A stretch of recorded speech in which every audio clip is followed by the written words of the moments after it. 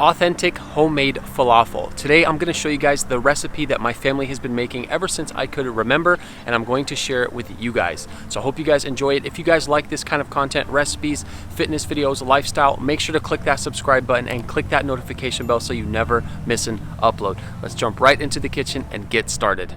Now, the most important thing to know here is that you need to use raw chickpeas.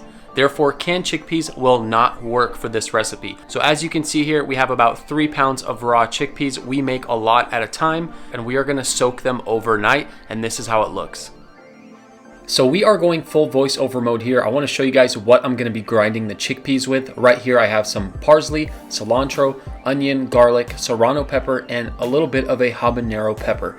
So we are going to put all these together and start grinding them up along with the chickpeas, and this will make our falafel mixture. Next, you want to start mixing all of these ingredients with your hands, or you can use a spoon, but I find it's much easier with your hands.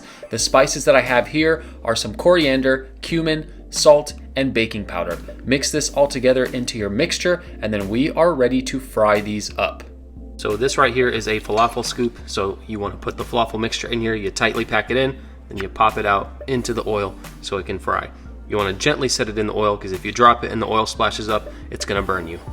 So as you can see, I gently set the falafels into the oil, and they only take about 45 seconds to fry up. They don't take very long at all, so make sure your oil is hot before you start frying. You can do that by putting a wooden chopstick in the oil, and if it bubbles around the oil, you know it's ready to be fried in.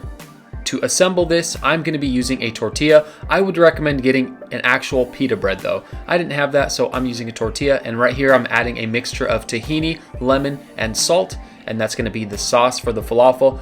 I'm then adding the falafel onto the wrap, and I don't think I need to show you guys how to make a wrap. It's pretty straightforward. I'm adding some tomatoes, some pickled veggies, and wrapping it up. You can add whatever veggies you guys like. And right here, I'm actually showing it to my phone first because I got my phone filming at a different angle, and then you guys get the nice shot right here.